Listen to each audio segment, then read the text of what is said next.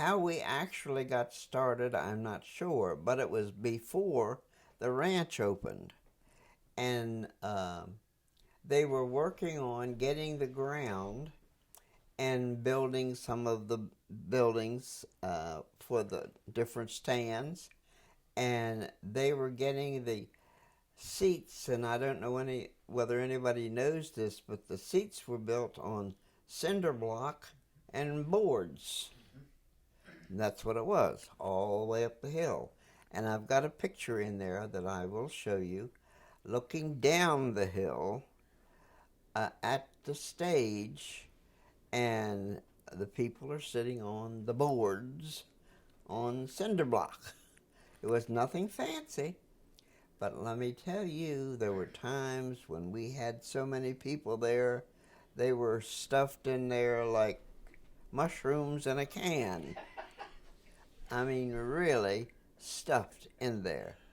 And people just loved it. They just loved it. It was just something that was new for around here. People had never seen anything like that. They may have gone somewhere else to see it, but here in this little community, I mean, it was really a lot of fun. You meet so many interesting people.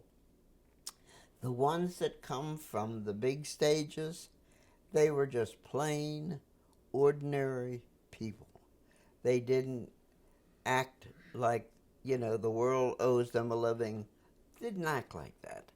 They were just ordinary people that you could sit and talk to and enjoy.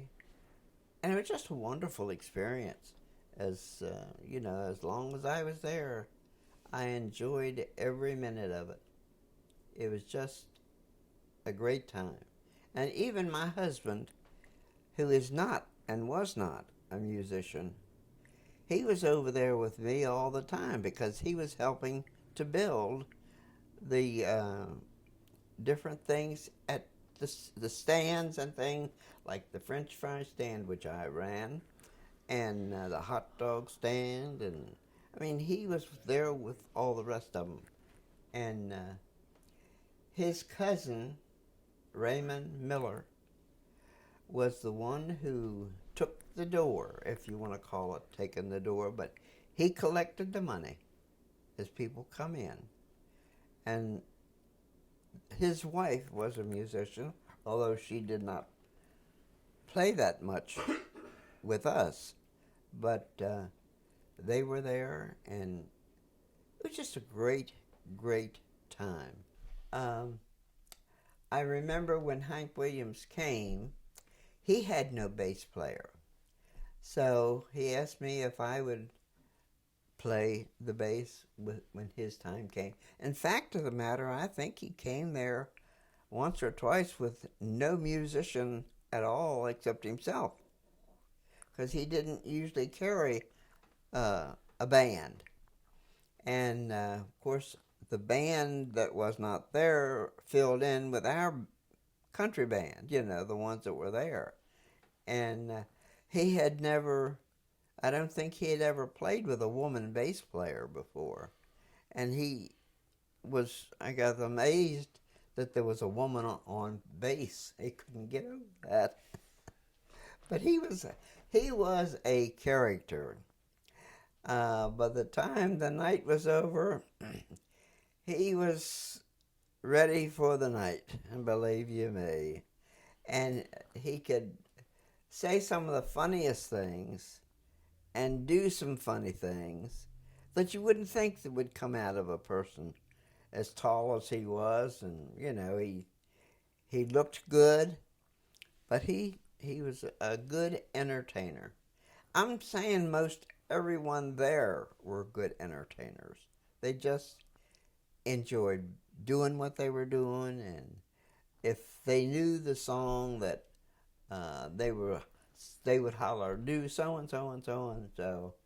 And if he knew it, he would do it, whether it was one of his or not.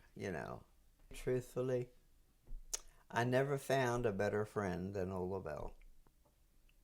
Not only was she a nice person, but she was a good friend. And she and I, it was funny because we had a radio program on Saturday morning. And I have to tell you about Alex Hurst. I don't know whether anybody else has told you about Alex Hurst or not.